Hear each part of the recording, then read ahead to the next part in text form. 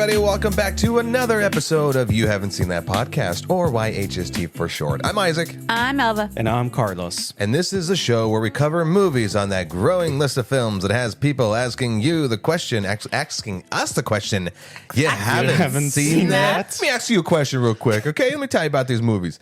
For you, we have yet another movie extravaganza today because we fell behind on stuff. But before we do that, I want to remind everybody, if you want to let us know what you think about either our show or the movies that we talk about, you can do that on social media at YHST Pod. On Instagram, TikTok, and YouTube. And if you like to, support the show or buy us a bucket of popcorn or a novelty bucket of popcorn or candy or just support our living costs, then you can do that on Venmo at YHST Pod. Thank you. And we appreciate it. If you have my number, Zal me, because I also love personal tips. That's what she said, smiling. So movie extravaganzas, if you've listened to past episodes where we've done this, we sort of forego the news, we forego any trivia, and we get right into it. But I still like having like the normal conversation, so we are going to kick it off with an either or. Right after, I tell you a little bit of quick news. Much credit to Obsession, by the way, for making some record numbers for a $750,000 budgeted movie, making over, what is it now, $100 million? Let's take a look. Total gross worldwide, $148 million. That's super awesome. That is a movie, the horror movie written and directed by Curry Barker.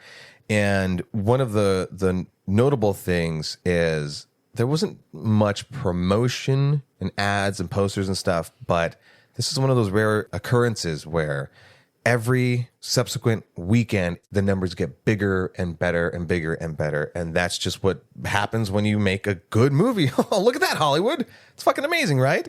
So if you haven't done so already, watch Obsession. I've told everybody about it ad nauseum. If you haven't seen it, go see it. What are you doing? And there was something else you had mentioned as far as Obsession beaten out.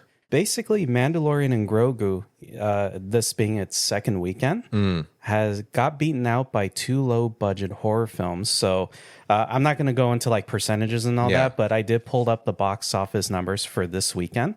So number one, Backrooms, and this is just domestic gross. This isn't worldwide. It grossed $81.5 million. So a lot of props to A24. Number two, Obsession, where it earned $26.4 million, so it's still killing it. And number three, Mandalorian and Grogu, grossing only $25 million even. So Obsession beat it by $1.5 million. I'm just rounding it up. So look at that. Yeah, and speaking of The Mandalorian Grogu, which is one of the movies we're going to be covering, just to let you know, because I forgot to mention it early at the top, we're covering Passenger, Backrooms, Mandalorian and Grogu, and I Love Boosters. Some of those movies came out a couple of weeks ago, and well, it's a Zark podcast, and we get to do whatever we want. And so that's what you're getting, and that's what you're going to like.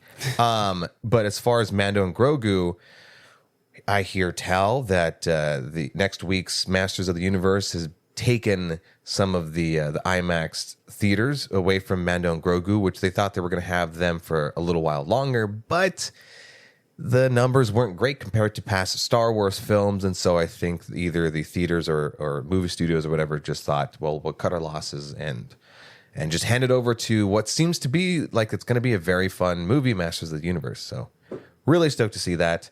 Any other news, anything else before we jump into the either or? All right, Carlos, hit me with an either or. This or that. No, that's Isaac's version of it. So my question to both of you guys is this. Should filmmakers, and I mean the directors, have more direct control on the marketing for a film? And what do I mean specifically? What gets put into movie trailers? My question to that is is it marketing or is it directors that already have the say so? So in general, most directors, they don't really have control over marketing. Okay. If you're not Christopher Nolan. But there are rare exceptions where like Spielberg, Christopher Nolan, and I think even Guillermo del Toro for one of his movies, like he had more control over what's marketed. I would have been calling that the exception. It's just like, it's those three. Because if you notice with Nolan, like Christopher Nolan's teaser trailers for They're any movie he's got coming teasers. out, total mystery. We don't know anything. And even some of his later trailers, they show more, but there's still more to be revealed. Okay. Let me say my 2 cents here. Yeah, no, I feel like gonna be they should at least have a little bit more, but I don't trust that 100% for the directors to not be too a little trigger happy to show what their work is, because I know they're proud of their work and everything. So when you're proud, you want to kind of put as much out. I just think they should just take a damn step back. There was a movie I saw a trailer for, and I was like, I just saw Supergirl. I saw all the action in there. I'm like, I don't want to see the movie anymore because you just showed me all the action. Why am I going to go see Supergirl if every beat in there is the action, even though you put them in different orders as how the movie is going to be going? You already showed me majority of the action. I can already piece together what's going to happen. Mm-hmm. I don't want that. So we've said it a number of times. We covered it why trailers seem to reveal a lot, and apparently it's like a legality issue to make sure you're buying the product that they're selling. You know, I think we talked about it, especially when we were covering Dusk Till Dawn or Sinners. Yeah, you know, first half is a crime movie, second half is a vampire movie. You know, real shift in there. Can you imagine just not knowing it's a vampire movie and you're like, what the fuck am I watching? You know? And it's not to say that you shouldn't let movies take you on a ride, but we're in the world that we live in and people are like, what is this? So I get it. I get it why they tend to reveal a lot, but it's not to say that a trailer can't also hold stuff back. You know what I'm saying?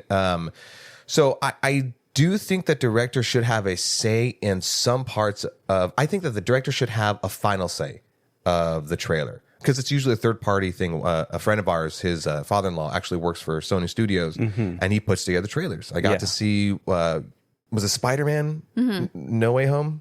It was one of those The Spider-Man. multiverse of whatever. Yeah, that one. And so, you know, you let the people who make the trailers make the trailers, because that is an art form within itself. Yeah, more jobs is nice. But at the end, I think, because in any movie, you're having, 4 trailers, maybe 5 max. And so that's just 4 or 5 times where a director gets the trailer and gets to say, okay, here's some notes on it. You know, here's my final thing. I am still a filmmaker, and this is what I want to go out. I think that's how that sort of process should go.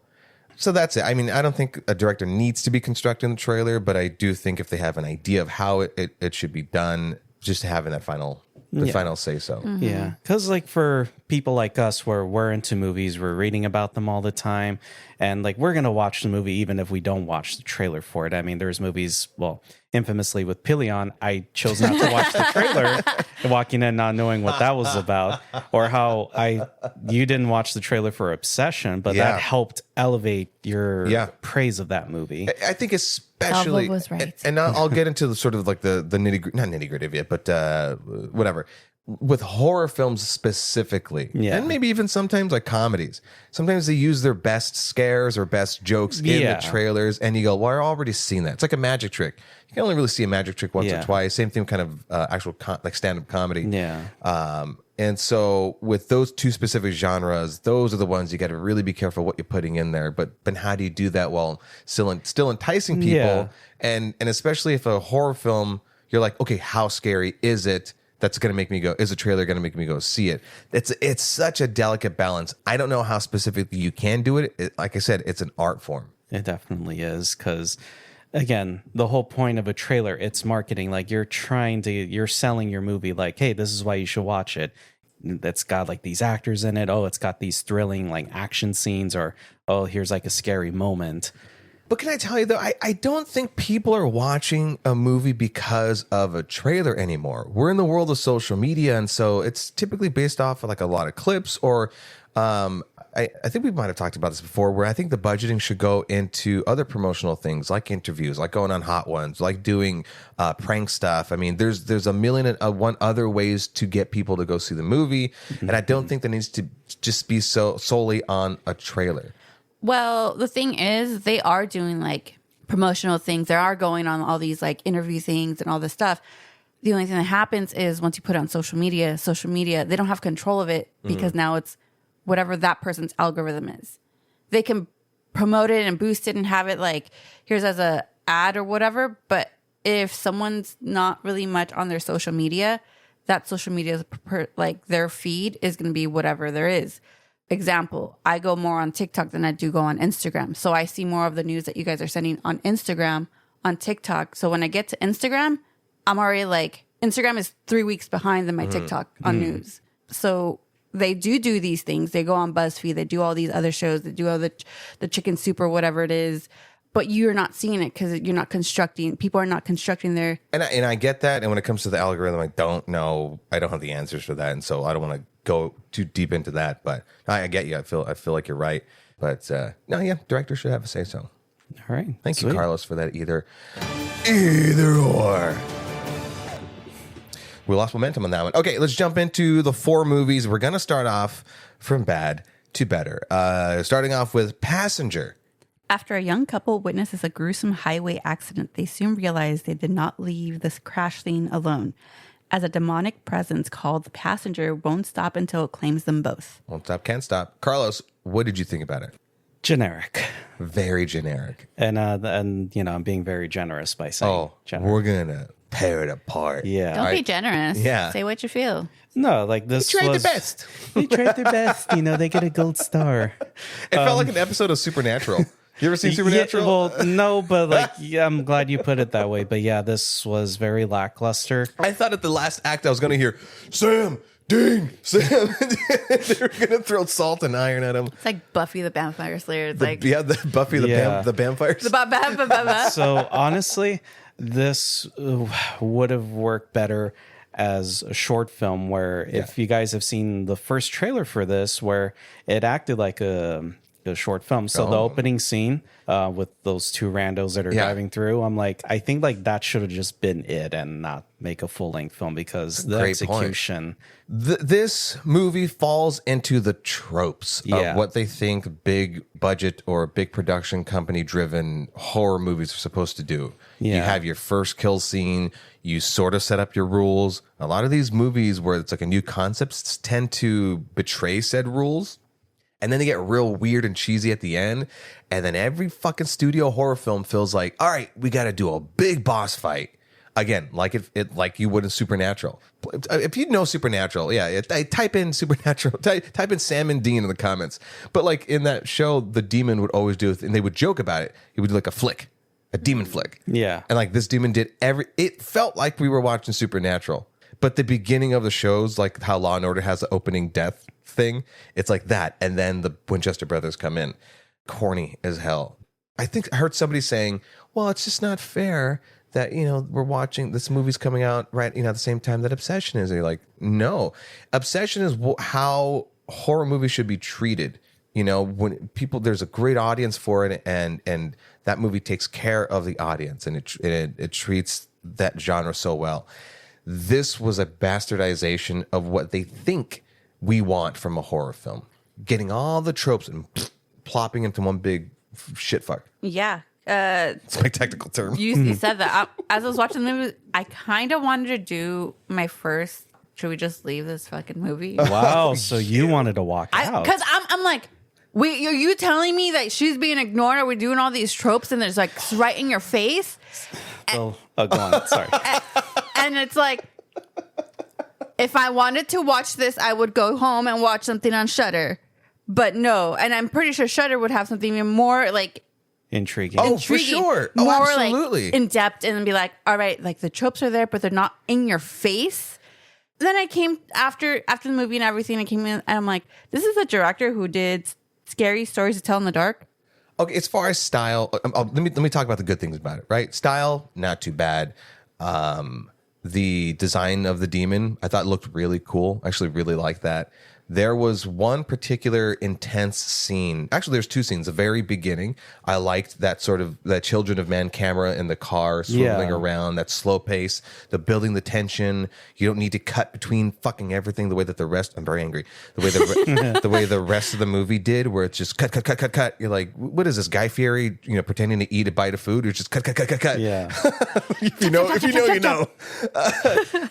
And so that scene was really cool. And then the gym parking lot scene, I thought that was also kind of unique with like the slow pacing, the slow move around of the camera. Also, why the fuck are you parking that far anyways? Yeah. But that was like the only 2 things I could really say was decent. Yeah, I mean, yeah, I'll agree with you. Like those two scenes were the more better parts. Like when the van just kept getting further, I was like, okay, that's a cool trippy moment. Like that's pretty cool.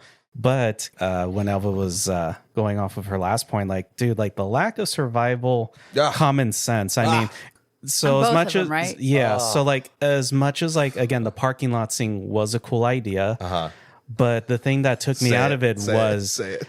so okay, you feel like you're being chased by something and you text your fiance instead of just call for help, like you're just texting. But she does it with both headphones in and her face down and like walk. It's the first thing we keep telling women: do not have both headphones in. Don't be on your phone. Don't be. That's how you get kidnapped, bitch. That is how you get kidnapped. That is how you die. Because you're a spatial awareness. And then they're like, but nothing, oh my God. Well, she was looking down the whole time. What do you expect? I felt like, she wasn't that far from the gym. She could have ran back in there and stay in a well-lit area. Yes. What? Stay in well-lit area. Do I need to make an episode of just like all these things that you just do not do? Yeah, that would be pretty fun. A little context to that all scene. those There are these two suspicious-looking guys in a muscle car, and of course she has every right to be suspicious. It's late night. I'm like, you could just turn around and run back and wait for your man. Stay in safety. Yeah, like, hey, girl, be on your phone. Go in the locker room. Just be on your phone. And then there's the fiance of just not. It's that trope. Let's name all the tropes, by the way. Not paying attention, not having their survival instincts. The skeptic, the skeptic guy, the mysterious old person that tends to know about everything. With the advice, but the exposition character. The symbology, the exposition literature they happen to find randomly is about a very specific, unique the thing. supernatural flick. Oh yeah, Like, what? Dismissive male figure. yeah. Oh, fucking hated it, dude. Yeah, the cheap jump scares, you name it, it had it all. I would have left him at the gym and be like, you figure I your mean, shit. the other scene I was like so frustrated is when they're trying to have a romantic movie night out in the woods, and then they hear running footsteps all around in the dark. I'm like, you guys are just standing out there looking for this figure. Run back into your fucking RV. Also, this is the point where she got the book of like hobo codes, codes, and like in this book, as she's doing all the thing, as she's researching, it shows don't go into the forest, stay, travel during the day. And I'm like, you went into the damn fucking forest. The last act of it when they go to sort of like the nomad camper people. Yeah. And what was her name? Grace or whatever the fuck her name was, that they were looking for help. You know, more further information on this. Like one of the guys is like, real bad actors like, we don't want your kind around here, Airbnb. I'm looking for Diana. Yeah. Hello. And then that lady delivers the most stupidest line, and it's not her fault. It's just the fucking what was written, where she's like, they're like, what is it? She's like, it's a demon from hell. And I'm like, that's Melissa Leo. That's Melissa Leo. She's a great actress and shit dialogue. Go on, Elva. I'm sorry. Also, I didn't know demons from hell from demons from heaven. The hell? I already know where a demon comes from. Hell. I have to. It's like, oh, I need to be specific. This is a From hell. demon. And then the line of it'll weaken his powers. And like, if you have to use a type of dialogue, you've already taken me completely out of the Look, fucking thing. if you're telling me to go to a church, I already know it's going to weaken its powers. Like, you don't need to explain that shit to me. Yeah. If I need to get like a cross or something. Oh, also, by the way, you know that the medallion, why don't you have it fucking wearing around your neck the whole time if you're fucking scared? Like, why hold it and be like, instead of be like, hey, dude, open your fucking eyes. This thing attacked me and touched this, and it burned in the back. They bought all those medallions. I'm like, dude, I'd be wearing all of them, I would look like Flavor Flav and Mr. T had a baby. I'm like, I don't give a shit if it like, looks if weird. he's going to flick the medallions, I'm going to go with the medallions. Oh, man, the acting was just so terrible with the two leads, and the camera work was it was like so inconsistent. The editing was fucking terrible. All the things, I mean, I couldn't help ignore. It was just so bad. I never thought I would right away go into a movie and the first camera movement be like, I'm going to hate this movie. Instantly. I'm just absolutely. like, and that never They're happens. doing too much. I'm like, that never happens. And I've seen shitty movies. Fantastic Four, okay, 2015. Everyone take a shot. And that never, like, that movie top one, but this one it's gonna have to go in my top 5 of Like fuck bad, you like movies. fuck you movies. Like this is like you wasted my damn time. All right, we've given that movie enough time. Yeah. Don't watch it. Don't watch it. Don't even stream it. It's There's just other bad. better horror movies in ton. theaters right now. Speaking of which, one of those is Backrooms, starring Chiwetel Ejiofor and Renata Reinsve. The synopsis is... After a therapist's patient disappears into a dimension beyond reality, she must venture into the unknown to save him. Dun, dun, dun. written and directed by, Kane Parsons, who also did, The Backrooms. there you go, from YouTube. Oh, what a good palate cleanser. Yeah, Seriously. absolutely. You know, when the writing takes care of the characters and everything's paced out and it knew the mood to go for and the tone. Yeah. I will say, as far as anybody who's not familiar with the Backrooms, if you don't know, you don't know. I'm not going to go too deep into it, but it's a YouTube viral thing, sort of creepypasta-esque thing. Yeah. And it's not straight out a horror flick. The mood isn't just like, you know, I'm scared to absolute death. There's not a lot of body gore, that kind of thing. There's no jumps. It doesn't go for the jump scare. No. It's going for like an unnerving, freaky, nightmarish tone. Yeah. Psychological. Definitely. Yeah. If you've had those dreams, like that's what it felt like. Because I had a nightmare a couple of nights prior to seeing this movie, and that's what it felt like, where just things aren't in the right place, and I can't exactly escape, and there's this unknown thing, and you know everything's fast and slow at the same time. This movie nails that feeling, especially being set in the 90s. Yeah. Just a feeling of that alone. It nailed the 90s aesthetic. I want that furniture. I don't know where they have it. We've had that couch that the Renata Reinsve's character has. Yeah. Yeah. I want the dining room table chairs. Yeah. So the two actors, Ejiofor and Reinsve, they are very good actors, so they are reliable. They knew what to give it emotionally. They knew how to take those characters where sort of the script kind of maybe missed the mark. It wasn't as deep, and it had some little flashback exposition, just enough to make you care about the characters Yeah. a little bit. But it wasn't so hugely like a character driven thing where you want to see where they end up, because the point of the movie is that there is no point, because it's the Backrooms, and the Backrooms doesn't have a point. It's just this unexplainable sort of alternate nightmare Dimension, basically. Yeah. Yeah.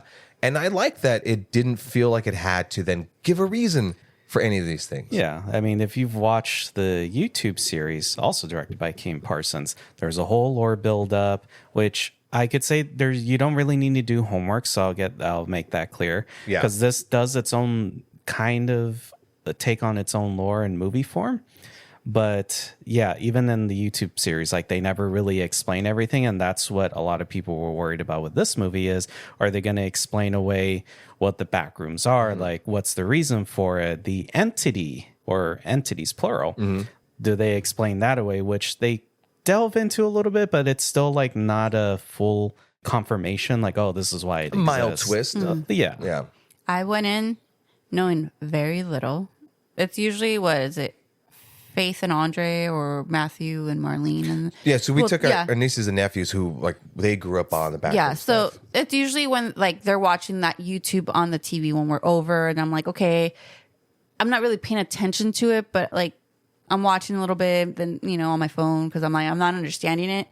So I went in knowing very little, and I enjoyed it. I really enjoyed it. Yeah. And and speaking how like your nieces and nephews came, as I was seeing like more and more people coming into the theater, it was like a lot of young like Gen Z alpha like generations that were coming in with their parents. Like their parents brought their kids to see this, which it's not a gory movie, so it's not like there's any nudity or sex scenes in this. So like I feel like this could be, I guess you could say, like an intro horror film, but this is kind of more like slow burn and more psychological rather than like straight up slasher. Yeah, and I will agree with that as far as like slow burn. There are moments where it might have dragged a little bit, but that's the idea of it, is that this isn't supposed to be like a fast paced thing that's rushing through anything. It's you're living in this world. Also, it wasn't until today that I found out that the what's his name? Jimmy Kane Daly Parsons? No, Pirate Clark. He's played by Robert Bobscrox, whatever his last name is, from Alien Romulus. He was the Offspring. Offspring. Oh, Yeah. dude. Okay. That makes sense. Because I was like, is that a like just CG thing, or yeah, like or an puppet, actor or actors. And then I looked it up, Great research. and I'm just like, that's amazing. I love that he's getting more of like those roles where it's actually a good A fit. freak. No, but like it's actually a good fit for the movie. Yeah. It made it more realistic. And you know what? Like when the reveal of the entity, I'm like, is this like a animatronic puppet or an actor? And the fact that it made me question that, but it was still something live on screen, is good practical effects. Yeah, what we're talking about is the guy that played the offspring creature in Alien Romulus at the very end. That Russian basketball player. Yeah. Freakishly tall. Yeah. Where it's like his parts are so disproportionately lanky and long. You're like, well, that's not a normal person. Yeah, he's and it's still yet to be, up in the air as far as him being an actual human being. But it worked when you slap a bunch of horrific, misshapen, misformed makeup and costume on him. I've had nightmares like This that. is the second thing that he's done. That's awesome. Good Yeah. for him. And then like the other things I really appreciated, like me having watched the Backrooms YouTube series, is the score is exactly like there were certain notes where it's directly lifted from the YouTube series, which just added to the 90s aesthetic. And also the even like some of the sound effects, like how The I kind of buzzing of the mentioned, lights. or even the people in the hazmat suits, when you hear like it's, I guess, supposed to be like their radios going off. It's like, again, that's kind of me geeking out over those little things, but I appreciate those little kind of Easter eggs. For everybody remember the 90s, where you have everything's a fluorescent light. So there's always just that hum of buzzing in the background. You don't really acknowledge it, but it's there. And the feeling of like kind of gaudy furniture, Yeah. the 90s were whack. There wasn't really great style. Everything's like clothing's too big. There's like pastels, there's florals, there's Santa. love it. The Santa Fe look. Everybody remember the Santa Fe Yeah. look? A lot of shit's made by like real shitty particle wood. I think he even says that in one of the lines he says, like a chair falls apart. He goes, "That fucking piece of shit particle wood." Yeah. That was Right in the furniture back in the day. Yeah.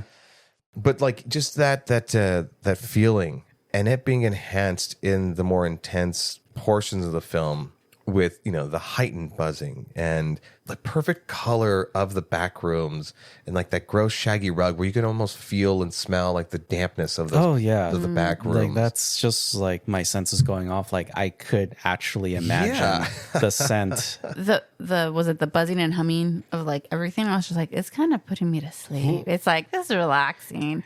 So like I had heard that there was like that first person perspective with the found footage portion.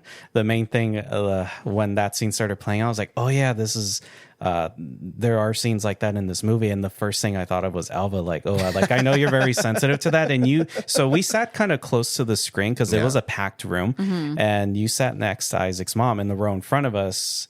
And I'm like, oh my God, like we're so close. And I was kind of looking down, and you were kind of like slouching to the side or something? I did have to like close my eyes and just kick my feet just to continue to just like so I don't fall asleep, but it was kind of just that I just kept it until I kind of felt a little bit not as motion sickness anymore, and then I'm just happy it wasn't every other scene or something going on throughout the movie. Yeah, it's not the whole movie. Yeah. So fair warning to anybody who has any kind of motion sickness. I mean, I fly FPV drones, and that's a first person. I mean, shit that'll make you want to vomit. Yeah. And even me, who's very used to that because of FPV drones, watching this and like, okay, I need to like focus on something else because it's a bit much. Yeah. Thankfully, it didn't go on. It stopped where it needed to stop to keep me from getting real sick. But I wanted to mention that. Do you remember Chris Stuckman's movie, Shelby Oaks? Yeah. Where we were like, oh, it's like a... Much to Elvis' chagrin. yeah. Where we were like, oh, it's supposed to be like a cool mix of like of different mediums, like interview and first person. Mockumentary. Yeah, mockumentary stuff. And then the actual movie. It didn't work in that film, but it did in this one. Yeah. It was a lovely mix of that first person POV and actual cinematic storytelling. No, yeah. This used it a lot more effectively when it needed it, and it didn't rely on it too much. So I will say that, like, yes, I very much enjoyed this, very trippy. And this feels very much like a bit artsy for A24, but it's still effective. But You think it was too artsy for no, A24? not too. No, I'm just saying, like, with A24, like, Say it to my face. No, kidding. The way you defended it. It's like, He's like looking at me. He's like, No. so artsy. I'm like, what am I? okay, can't save you. retraction. overruled. So, like, I was asked the day we went to go see this when I posted the story that, like, oh, checking out Backrooms. So, shout out Wendy if you ever listen to this. Wendy. Wendy. Asked me, like, hey, like, let me know how it is. Wait, Like, this is what where we're would you doing rate shout it? outs. Shout out, see him. This is the episode you're waiting for. Like, rate it because the trailers didn't grab my attention. So, I just gave, like, little quick thoughts. And I was like, I will say, I think most people will enjoy it, but I could also see why some people might not like it because maybe there's some things that could be confusing, but that's the thing. Like, there's some things for this movie to be left up for interpretation. So, I will say, like, no, it's not traditional horror. But again, like, this is continuing the trend of YouTube content creators making their own style of horror films. And to be more specific, I think that if you're a fan of the Backrooms, you're really going to love it because it expands on what the whole lore is or explores it. But if you know nothing of what the Backrooms are, I don't know if they should do some research. You know what? No, because shout out to Seaham. We were having this conversation where she wasn't familiar with the Backrooms videos, but she had seen some of like those like the games. Right? Yeah. And I go, oh, it's that. Basically. It's like that. So I think you're gonna enjoy it. But you're right. Like it isn't a traditional horror movie, and so the things that you might like in other things, you're not going to get in this. It is that's what I'm trying to say. It's very much its own thing. Yeah. For better or for worse. So it does have a select audience. I think after you watch it, even if you're not a huge fan of the Backrooms lore and stuff, you can still walk out of it going like, well, that was creepy. Yeah. That was still very fucking weird. I mean, there's a lot of visually freaky fucking things that happen that I greatly enjoyed. It just felt like you were in a dream. That's basically how it felt, It's so gross. It's so creepy like that. Just that whole analog feel. Oh, yeah. But I could highly suggest the Backrooms. So, yeah, watch Backrooms, don't watch Passenger. That's what we're saying. Definitely. And watch Obsession again. Yes. And now we move on to The Mandalorian and Grogu. Because that's how the title sequence kind of felt like in the things. But yet the movie didn't feel like that. It didn't feel like it was going to be it didn't feel like an Indiana Jones adventure thing the way the title sequence was. That's just me. Do we need to give a synopsis of Mando and Grogu? It's Mando and Grogu. Yeah. 7 years after the last time we seen a Star Wars film in the theaters, we have this bestowed upon us. A movie based off of one of the many Star Wars series, for better or for worse. What were your guys' expectations? You said you binged The Mandalorian? I binged season 3 leading up to this movie. It overall felt like, I wouldn't call myself a hardcore Star Wars fan, but the thing, my fear was going into this was this going to feel like a season, like a special, like a Disney Plus special, which... yeah, it kind of did. I mean, as a movie itself, it was a pretty solid standalone story. Right. And you don't even see a lightsaber for once in this movie, versus all the other movies, there's always a lightsaber. Just a little observation I made. I mean, it doesn't really add anything to the story, but... yeah. You're right. What you say means nothing. Exactly. So... And what he means does mean nothing. Sorry. Don't love your job. Drop your love. Bad baby. Oh, Bad baby. we'll get into that. Time about Scorsese. But Out of the blue. yeah, it's in essence, it felt like a whole season, what could have been meant for a season 4. But it had some good movie moments. I'm glad we watched it in IMAX. It definitely helped with the experience. So yeah, that was just my worry, is this going to feel like a TV movie special? I didn't even think about that in the whole like series special sort of way, because typically in a TV special, like for instance Guardians of the Galaxy, right? It doesn't advance. It's not meant to advance the storyline. It's not really meant to. Maybe it's a little bit of character development here and there, but nothing so drastically that you're not going to emotionally recognize the characters later on if you didn't see the other thing or whatever it may be. But in that sense, it felt like a special where there really wasn't character growth. I mean, maybe just a little bit of exploration in between Grogu and Mando, but my critique of like season 3 was it fell more in line with it's very side quest heavy. Yeah, that's how I felt. Like the first 2 seasons were great, absolutely wonderful. Oh my god! Like Disney could still pump out good Star Wars content if they really if they really get their act together. And so ultimately, this felt like an extension of season 3. Yeah.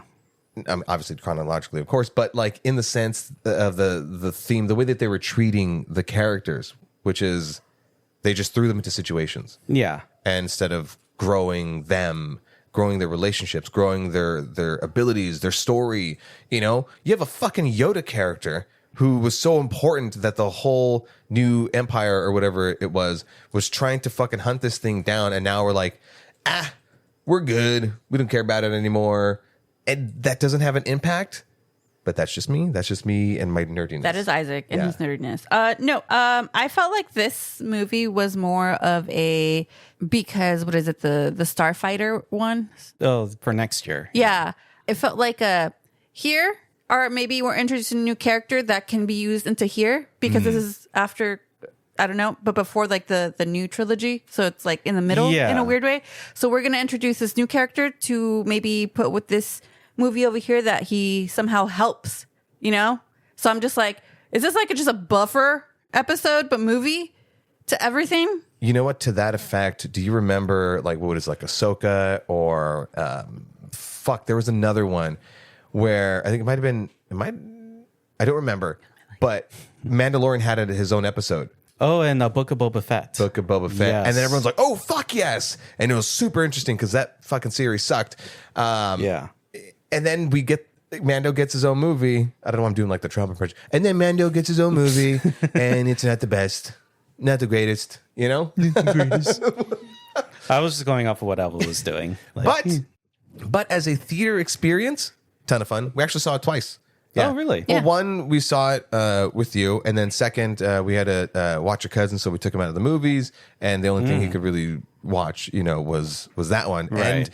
And it was still I thought I was going to be like, I don't know if I want to watch this twice. I loved Still it. very fun. Yeah. Visual effects are really cool. I love that it wasn't just CG heavy, although I wasn't so fond of the Hutts. Oh, yeah. Computer animation. Like Rod of the Hutt. Couldn't get over it. It didn't do it for me. I think because, the very first time we seen a hut was in the original movie. Practical. Very Puppet. practical. Yeah. Or Pizza the Hut. but that we also got like a lot of puppetry. Oh, and yeah. Puppetry is so fucking fun. The original Yoda himself was a puppet, and then when we got into like the prequel series, it was all CG stuff. Oh, yeah. And it didn't work. I think even some of the puppets was covered by CG. I might be completely mistaken. Just to geek out here. This is a place for Deep it. cut reference What'd you where call me? if deep cut if you watch like the original edited version of Phantom Menace, Yoda was still a puppet, even though a lot of the other alien characters were CG. But when George Lucas was adding CG to all of his movies, they made Yoda into a CG character, which I'm like, no, like even as a young lad, I love puppetry. And in case I haven't said this on this podcast before, if you're new here, welcome, but I'll say it now for you, the first timers, is that the importance of having something practical on set is to give the feeling of it being tactile.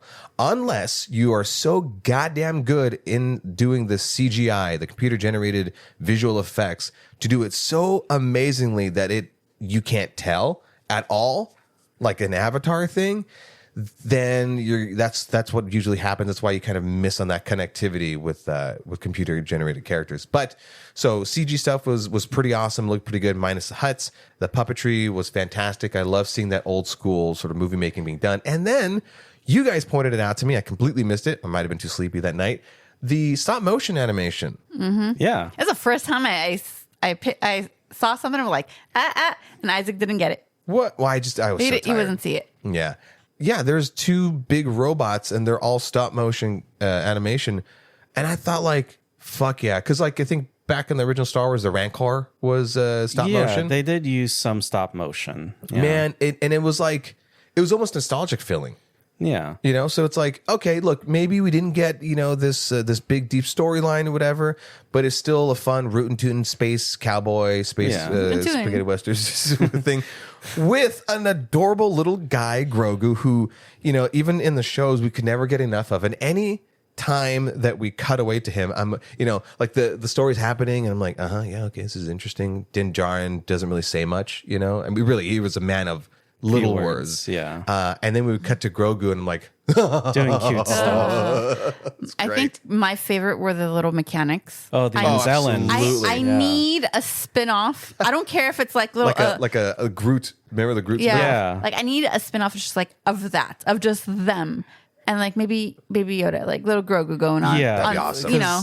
Like in season 3, they kind of show Grogu introduced to the Anzellans and just seeing how that's where they started calling him Bad Baby because Yeah. he tries to like hug one of them. They're like, Bad Baby, no Bad squeezy. baby, no squeezy. Yeah, so it That's a was new vocal So sip. I mean, not that it's required homework viewing like season 3 because it's not that great, but again, like if you watch the show, it does help. Like, okay, Grogu's already familiar with these characters, and it's just so cool that there's a whole section of the movie where it's just focused on them. And so after rewatching the movie the second Yeah. time, I was like, okay, I see where Grogu was trying to do more his thing, you know, tapping Yeah. on fucking Mando's helmet. The plasma grenades are going to go off, which is so fucking hey, hilarious. hey. Yeah. So hilarious, dude. The memes of that are so good. But this really was Grogu's movie. Yeah. Over Mando's. Like this is him being able to kind of show what he's capable of, what he can do. You know, which we only got taste of it in the series, but for him to have a full on chapter of the movie, a full on adventure and doing stuff, and he's protecting people and things while being still silly and you know a little mischievous guy. The only problem I had was because he doesn't talk yet, still sucks. It was such an obvious moment where he's in the sort of swamp area and he stills a fish. I'm like, okay, but if he gets caught by this guy, like, how is he going to communicate why he's there and that he's not a bad little guy, even the you know the fact that he's super adorable. So then to have like the bounty hunter come in and kind of off screen whisper all the exposition, leave, and then the swamp guy's like, "Oh, so you're escaped from the," and gives the whole exposition so that Grogu doesn't have to, was super heavy handed. Yeah. That's my only major critique of the movie. But then like he goes and changed the dogs like from being mean to like, oh, let me pet you. But I'm like, you couldn't do that with that guy? I mean, he rolled 20 on animal handling, but I don't think he has the power to, you know, Manipulate other Yeah. people. Yeah. to do the Jedi mind trick. Oh, Yeah. he hasn't. He never completed his Jedi training. so- No. Didn't you watch it? Yeah. It's been a while. Don't you know your Star Wars lore, Alva? Come on. Everyone knows that in season 1, episode 7, scene 27. Nah, I just made that up. I was like, go on. I was like, you tell me the minute and seconds where I can find this? Because, you know, Any more things you want to say about Mando and Grogu? I know it's a fun movie. A lot of Yeah, fun. this is fun. I mean, I'm again excited to see what comes out next year with Ryan Gosling. Can't wait to see what's in store. But again, first Star Wars movie in 7 years. Yeah. Probably not. I wouldn't have chosen this movie to be the first one, but it's not bad. Clearly, there was love and effort put into this. Is this the second worst Star Wars box office? My sentence was not properly put I together. don't know if this. Solo was the worst one, wasn't it? As of right now, yes, but because this movie's still relatively new, we still don't know what's going to be its overall performance. But that's that thing with movies, especially a big movie like this, is like Yeah. the best numbers I think- are that opening weekend. I think it is the second worst performing Star Wars movie. So do you think it was correct of the studios and or the movie theaters to then pull the IMAX screens from them? I have the list. So we go Mandalorian and Grogu. I guess right now it's 172 million. Okay. Is that worldwide? Yeah. Oh, Solo at 392. Okay. And then, of course, that's some bullshit. Attack of Clone Wars. Get out of here. what? Yeah, 302, but that was adjusted. And then episode 6 at 252 million. So it's doing the worst right now? It's doing the worst right now. Oh, Over Solo? oh, damn. But we still have to wait for its run. Yeah. To be Yeah, done it's before- still too soon to say that this is going to be the worst Yeah. box office performing movie. You know, the 2 times we've seen it in the theaters, people were clapping and all the right parts Yeah. and laughing. Yeah. So it's And- still a fun movie And experience. you don't really need to watch the other movies if you're not big into Star Wars. This is like a good standalone story. Yeah. All right, we have spoken. And last but not least, Boots Riley's I Love Boosters. A group of shoplifters take aim to a cutthroat fashion maven by stealing her clothes and reselling them at a lower price. What they call fashion forward philanthropy. 3 Fs. Great cast, great overall feeling. I wasn't looking forward to seeing this movie. I love me some Keke Palmer. Who doesn't love Keke Palmer? Maybe not Sean Evans. Sean Evans is in love with Sean Evans. I give them to the end of this year to date, or at least smash. If that doesn't happen, I've lost all hope for the world. What if they're secretly dating and they want to keep it to themselves? Well, I want to know about it. Okay. The reason why I wasn't looking forward to this movie is I thought the movie was going to be about them glorifying stealing clothing, even if it was supposed to be like a Robin Hood kind of thing. It just, there's just been a lot of stuff going on in the news, maybe the past couple of years where, people are shoplifting and no one's doing anything about it. And then they're like, this is my stuff. And you're like, okay. So I wasn't looking forward to it in that regard. It did look colorful and that looked very fun. But I was hoping that it wasn't going to be this glorified thing for a bad thing. And then we watched the movie, and it didn't immediately tell you this is a different movie. It did ease you in, as it should have, because how the mood was in the beginning compared to the end is so it's so vastly different. There is a point in the middle when they're telling a story about one particular kind of side character played by Keith Stanfield. Oh yeah, hilarious guy. Also, and they're telling that story. And the mood of the whole movie of what are we in shifts in the most fucking hilarious way. I think I was giggling for a fucking full minute after that. How many times did you hear me say, what the fuck, during the movie? Fuck, it's a pussy vampire. Suck the soul. I don't think I've ever verbally have said anything in a movie, whether it be hilarious, scary, or anything. But this one got me saying some words. I was like, yes. But not I understood the movie right from the beginning. Even just from the movie poster itself, I was like, I'm going to understand this movie to a different fucking level that it is. And I did, because as I was watching it, I was just like, this is my kind of movie. It is. It was such a blast of a movie. It turns into a little fantastical stuff at the end, a little bit of sci-fi here and there. But that's not. It's sort of it's a satire on what is actually going on currently with corporations, and don't let you forget that, because that is the point of the movie. That's the point of Boots Riley making this, as he did with what's the other one with that gentleman. They did the one with Lakeith Stanfield also, right? Sorry to Bother You. That's that one.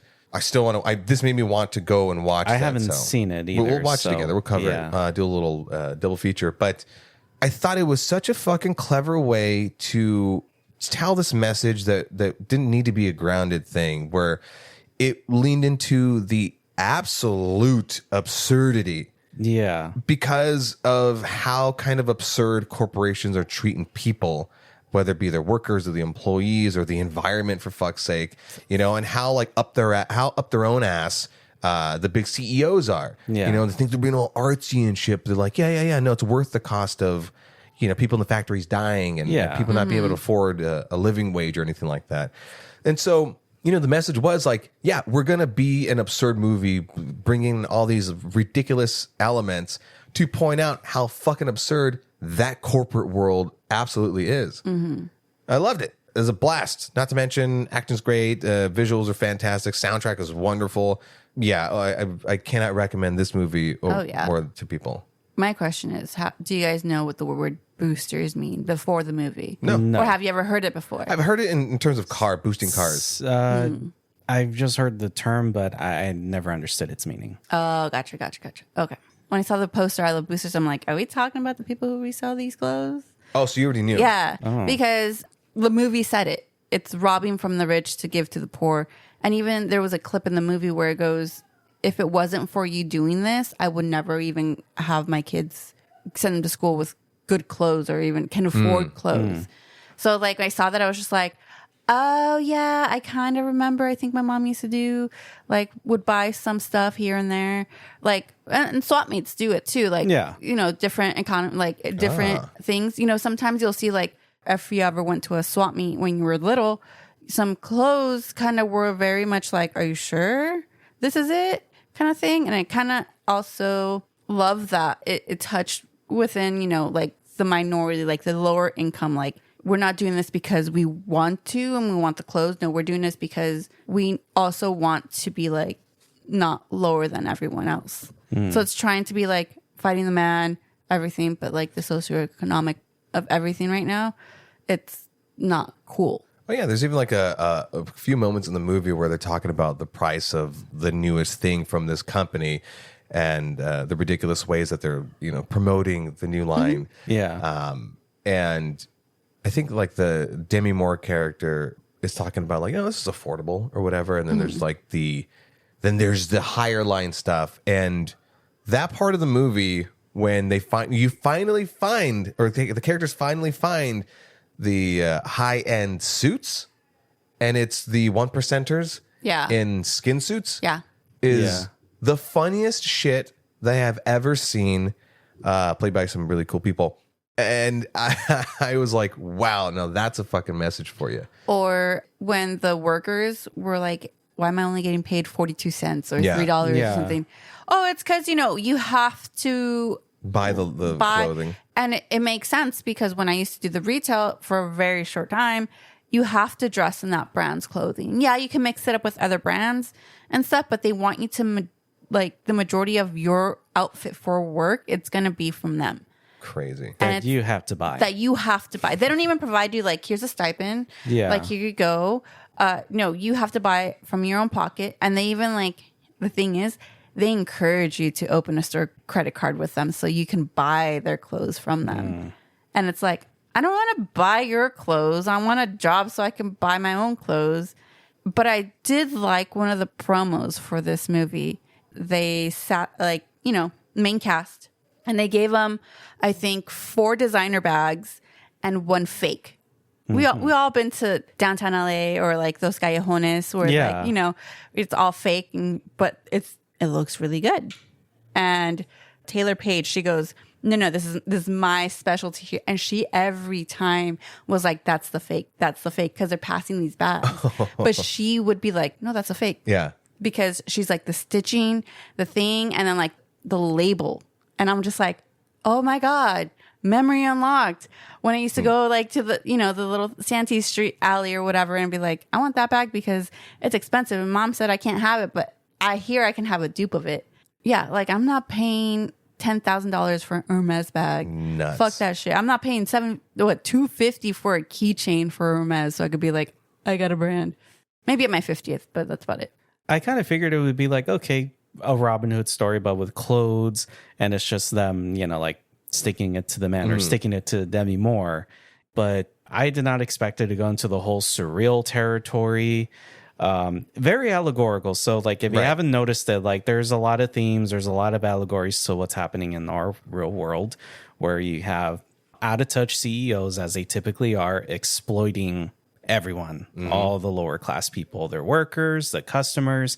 It's like, oh, people will buy your shit. It doesn't matter, at what cost. And like, oh, people need a job. They'll come work these shitty, horrid jobs. The ridiculously designed buildings. Yeah. So like, I knew when we get to Demi Moore's apartment that this was going to be that kind of movie with how slanted and like the scene where Keke Palmer's character is trying to run up and her legs look a little cartoony. Yeah.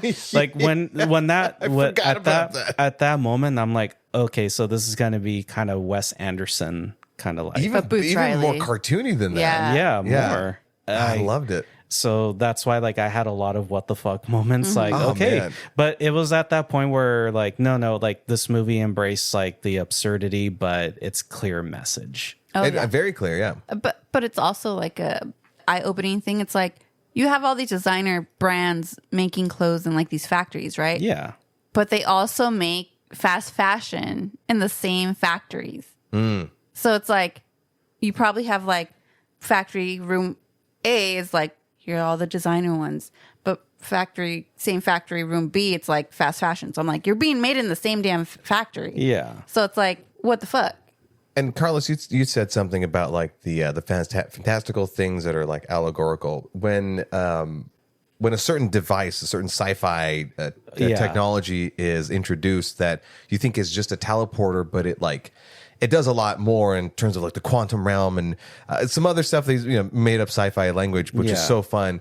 But the point of that thing being introduced and what it can do, there is this sort of side storyline where a couple of the workers in the warehouses and the factories are getting cancer, breathing in this bullshit product, whatever that the higher ups don't give a shit about. They just want their product made, and they obviously contract cancer, and the way that cancer is cured is by this make believe technology being able to reverse all the things that happen only if that place didn't exist. Yeah. It's going to show you basically what it's saying is, even if people treat their ailments because of these factories, their body's still suffering from all of it. Mm-hmm. And the only way to fix that is to have, in some world where we have literally a time machine to go back and have the shit never exist. Other than that, these people will forever be suffering. Oh, yeah. Not to take it into a dark place, but I just thought it needed to go there. I'll take it out into a light place. Yeah. The music was amazing. Oh, yeah. Amazing music. I was like, oh my God, this is amazing. I still have the main song, like the theme. It's like in my head. It's just like playing in my head. Like, I'm like, yes. There was an after credits scene for this movie. Was it really? There was, yes. And it's, was it Isa Gonzalez? And it's with that time spiral. Apparently they created like a time spiral using the thing. So it's her like, oh my God, like this. And like, I think Crystal, my cousin Crystal, like how she talks, kind of like that and like explain a time spiral.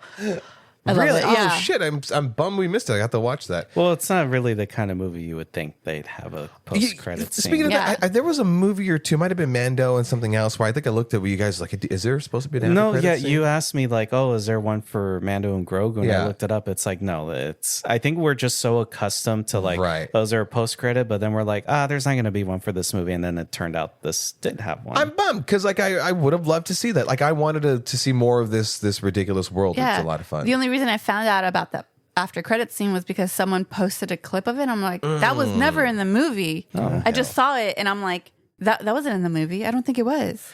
Any other last words before we go into our guessing game? No, sorry, Bob. Alrighty then, let's go ahead and put a number on these things with a little segment that I call YHST Fresh. Every other episode, me, Alva, and Carlos go back and forth and alternating and guessing the Rotten Tomato critic and audience score of the aforementioned movies. In this case, Passenger, Backrooms, Mandalorian and Grogu, and I Love Boosters. On top of giving our own personal feelings about it. From 0 to 100, 59 below being rotten, 16 above being fresh, Carlos is having us guess. Oh yeah, I have the power. He's got the power. He's got the power. So we're going to start off with the absolute crapper of Passenger. Alva, why don't you start with giving us your personal score? Okay. 2. Why do you give me a lot to edit? Just 2? 2. Yeah. No, I'm just kidding. I gave it like a solid 30. They tried, but it's just not there. I think critics gave it maybe a 50. And I think audience might have given it like a 60. Okay. Isaac? Oh, close for me. I personally give it a 45, technical aspects. I'm like, well, it does look like a movie. Everything else sucks. So rotten. I think critics give it a 40, and same thing Alva said, 60 audiences. So you're mostly in the same ballpark with the critics. So the critics gave it a 48%. So it's a stinker. But it looks like audiences... Trying out new catchphrases? Stinker. A stinker. Only one catchphrase per episode, Carlos. Only one catchphrase, okay? Hey, I haven't done my accent of the episode, which, no, I'm not going to do one since I did the catchphrase. And then for audiences... Let them get talking. Audiences gave it a 53%. So okay. Good on audiences. Good for them. So they closely agreed that it's a stinker. Hey Paramount, fuck you. Go next movie. Go fuck yourself, David Allison. Yeah, that guy. All right, moving on to the palate cleanser, Backrooms. Alva, why don't you give us the scores? I give that an 85. I think critics might have given it maybe a 90, and I think audience a 93. 85 as well for me. I think critics gave it an 80%. I think there was some stuff, technically speaking, that needed a little more. But I think that the audiences that did go see it were the fans that gave it a 90. Okay. So for kind of, there's a little bit of a Spit it out. Say it. So critics gave it an 89%, Okay. but audiences gave it a 74. No way. Although I think this goes back to what I mentioned earlier when I feel as though like some people may get confused with this movie. But yeah, interesting. so they still gave it positive reviews, but There not are as mixed high. reviews. Yeah. So still better than Passenger though. Oh, dude. All right, moving on to Mandalorian and Grogu. I give it a 75. I think critics might have given it a 70, and I think audience a 78. 75 also a personal score. I think critics gave it a 65%. I feel like that's low now that I'm thinking about it. And I think audiences enjoyed it at an 85%. Okay, so Isaac was pretty close on this. So critics gave it a 62%. So it was almost rotten. Yeah. But audiences enjoyed this quite a bit, 88%. Hey. That makes sense, though. We don't win shit from this. What did I start? Pride. I don't know. All right, and then we're gonna My finish. ego needs it. We're gonna finish things off with I Love Boosters. Finish me off. I give that a 95. I think critics might have given it maybe a 90, and I believe audience maybe like an 89. Okay. I'm going to give it a 90%. I think that critics gave it an 85 and audiences an 80. So you guys are off with the audiences. So critics 92%. Oh, cool. Okay. That kind of makes sense, but audiences 72%. I can see. I can see that. I can yes. see. I Love Boosters. see. Yeah, could this see. might not be for everyone. see. You could see. I can see. I can see. Is that your guys' catchphrase? I can see.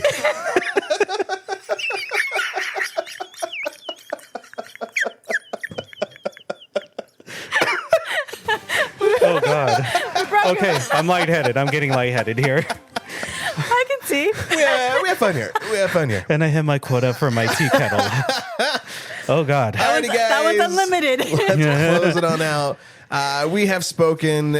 Watch some of those things. Don't watch the others. I can see. Yeah, because I was talking to shout out Kim. That and it's always a great point, which is like, well, as far as Passengers, like I'm hearing not great things about it. She's like, wait, we got to suss it out. I'm like, this is one of those ones. I feel like I don't want anyone wasting their time on it. Unless you're just like, I just need something to watch. I'm bored for sure. But if you're paying good hard-earned cash, no. What is the thing that you said? We're like, we should have seen Corporate Retreat. Oh yeah, Yeah, we ended up skipping out on that one. shit No, I'll was busy. skip my movie for this one. Oh God. What have Get we around done? with it. Yeah. I was right. In the meantime, thank you guys for listening. And again, type in Sam and Dean in the comments. If you know, you know. And you can do that on social media at YHSC Pod. on Instagram, TikTok, and YouTube. And again, if you like the silly things that we do here, whether informational or not, then you can support us on Venmo at YHSC Pod. We appreciate it. We thank you. We love you. We mean it. And shout out to all the people that listen to us and do engage. We absolutely love it. Let's continue to grow our community and tell people about us. We'll have more guests on. I had a sister of one of the guests that we had on. She was like, I listened to you guys, and you're good. It took you that. So go back and listen to all our silly stuff. And then in the meantime, let us know what movies are on your growing list of films and have people asking you the question. You haven't seen that? Adios, people. I can see. Laters. Bye, baby. Squeezy. Bad baby. And then whatever else Martin Scorsese said. They still gave him brows. Space eyebrows.